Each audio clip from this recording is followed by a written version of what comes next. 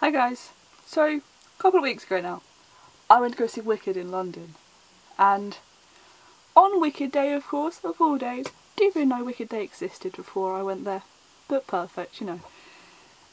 And literally as soon as I walked into that theatre I was in love. The set, it's like perfect, like there's twigs and there's so much stuff everywhere, and there's the stage curtain, it's like a map and it helps to set the scene so brilliantly. Like, you know exactly what you're going to be doing, where you're set before the show even starts.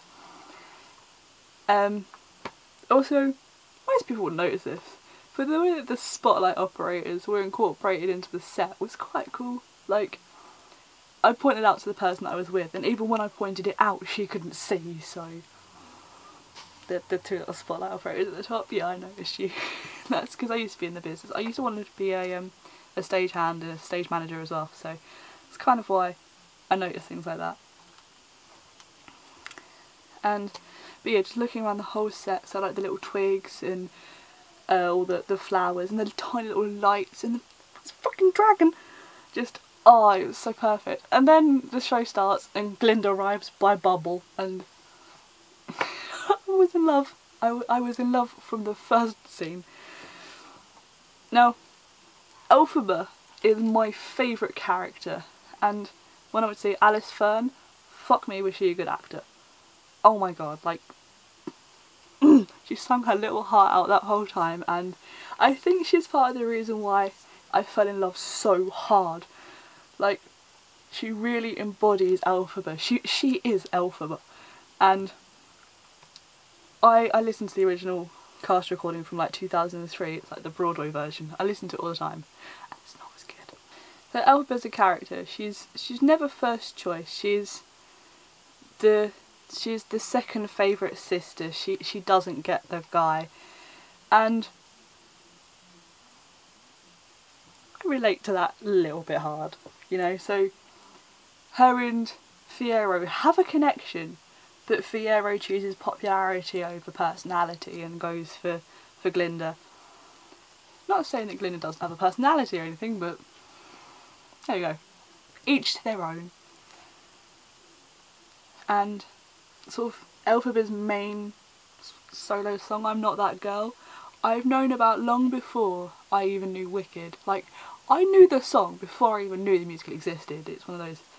And that is because of Carrie Hope Fletcher. I watched her cover of it, it's on her YouTube channel, it's absolutely fantastic.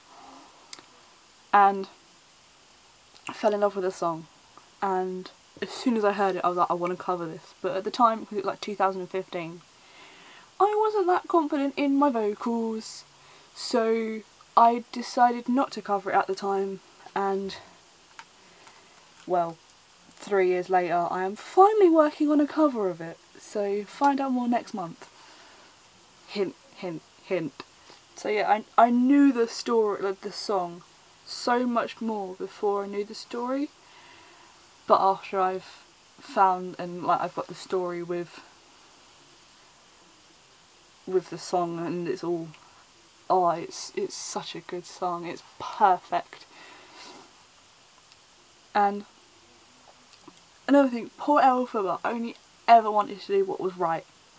She grew up with her father that he didn't want her. Probably. She was definitely the second favourite child. Nessa was definitely the favourite. When she finally got to school, she had to fight so hard to get anything. She wanted to. She needed to succeed in her magic so that she could get on with her life, because she found out that she had a gift. But even though she had this gift, she still faced the taunting and the bullying daily while she was at school. #relate. And in the story, it's one of the main sort of themes of the story is sticking to your values and being unapologetically you. I love that phrase. And that was one thing that Elphaba definitely was. She had the opportunity to change so many times. So she could have just sat down and fit in with her class when the lion was there. but she didn't. She stood up for what she believed was right. She had the chance to become popular. Glinda would have worked with her and coached her to become popular, but she didn't want to. And then once she finally got in with the wizard, she could have stayed and kind of forgotten about her values and been popular because she was hand in hand with the wizard. But she didn't. She stood up to her values, and she stood up to the most powerful man in all of Oz. So yeah, two strong, very, very strong female leads. You go, Wicked. Yes, feminism and all that fun stuff. When she was casting spells on people, people always perceived them, like when it happened, they always were perceived as bad, so she had destroyed their life in somehow. But in actual fact, by putting the spell on these people, she saved their lives. So if she'd have left the lion with its courage, he would have continued getting like beaten and shocked, and if she'd have left Bok, he wouldn't have lived. Like, she had to take his heart away so that he could live, and she had to do that for Nessa because she had so much love for her sister. And when she turned Fiero into a scarecrow, she did that because she didn't want to be the reason that he got hurt. There was so much love between the two of them that she would not have ever been able to forgive herself if she was the reason that Fiero got killed, just because they were together. So yeah, she had to make that attempt to save him, and that's how it happened. And she saved him, and they were all in love, and they went off into the sunset in love. But yeah, even after all of the suffering that happened, there was still so much love between the two best friends, so Glinda and Elphaba. There was still so much love and respect between the two of them. They have a lovely little song that is adorable, and if I had friends I'd cover it, but I don't have friends, so there's that. So yeah, they had a huge amount of love and respect for each other, and they knew that because they had known each other, they had been changed for good. Lyrics quote there. Now, in the end, Elphaba and Glinda met up, and Glinda had the chance to clear Elphaba's name, but she didn't. Not because she didn't want to, but because Elphaba made her not do it. Like, Elphaba was... She's such a thoughtless character that she didn't want to be the reason that Glinda lost her popularity, because she knew how important Glinda's popularity was to her. So if Glinda had tried to clear up Elphaba's name, she would have lost all of that popularity, and Elphaba didn't want that. She wanted to disappear and let Glinda just carry on as she was before.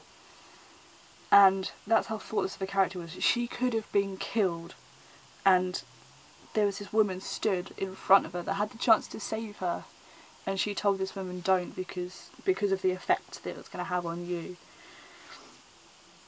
And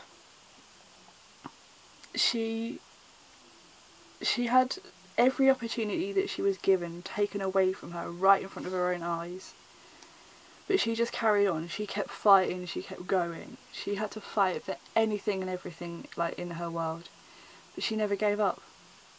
And she kept going, and in the end she got the guy, and, well, you know the rest. She was a truly misunderstood hero. She had wickedness thrust upon her. She was never born wicked.